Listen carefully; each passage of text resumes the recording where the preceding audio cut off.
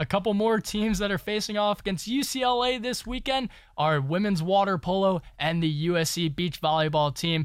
Being able to talk about that is Alexa Palermo right here. And then across the stage, we got Savannah Boone and Ben Albert. Guys, let's get straight into it. It's a couple 1-2 matchups, a little bit differentiating between which school holds the 1 and 2, but I'm going to get right into the heart of it. We got number 1 UCLA against number 2 USC water polo. And then on the other side of things, on the sand, we got number 1 USC going against number 2 UCLA.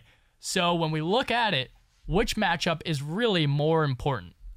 I'm going to start us off. I have to go with water polo. Both teams are super strong, but beach volleyball is just unstoppable. You got Clays, you got Hughes. They haven't lost in 2 calendar years, so I think it's just a given that they're going to come out with this win against UCLA this weekend. But I think the bigger matchup is water polo because they've been riding a 52-game win streak before their loss to Stanford, so that was kind of a blow. Lost some momentum, but they're fresh off a win, 6-3. I think it's going to be a good battle. I mean, you got Harlebita's sisters in there killing it on offense, but I think it's just going to be a bigger matchup for water polo. Savannah, I'm going to disagree with you, and I'm going to use some of the things you mentioned in the flip side. I think it's a bigger matchup for beach volleyball because of the fact that they haven't lost in 56 matches. I think a loss would be stunning and would come at a really bad time going into the NCAAs. For water polo, I do think it's a huge game. There's no doubt about that. But they've already beaten UCLA this year, and although they did lose to Stanford, they did bounce back and beat number 5 Cal recently. So I think it's a little less of a given that water polo is going to go into UCLA on the road and win.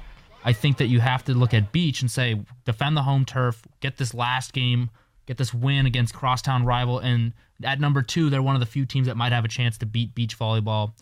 I think it's more important for beach to bring it home and keep their momentum going in, whereas with water polo, you could say, okay, at this, even though it's tough, they've experienced that already this year. Okay, so Ben's looking a bit at the postseason. Savannah's looking at the now. Alexa, you gotta split the difference for us here. Well, then I'm definitely going to get some flack for this one. I agree with both of you. Oof. I honestly, you really can't compare the two sports. They're both at a point in their season that these games matter so much. And I think when it's 1 and 2, they matter that much more.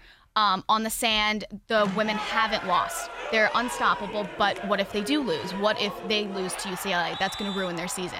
Over in the water, they're coming off a loss to Stanford, which hurt their season, and now they're tied at 2nd with Stanford. And so if they could upset UCLA, that's really going to bring their season back into the spotlight and back where they want it to be. So I think it would be unfair to both teams to choose one, as both of these matchups are super important to where their seasons are going to go. Okay, so obviously because they're two different sports, you can't really compare them, but I'm asking you right now to give me a comparison. Which one is more important? You can't compare, Connor. You just okay, can't do it. so Alexa loses this round. I'm going to vote water polo, so water polo gets the 2-1 win for the more important matchup.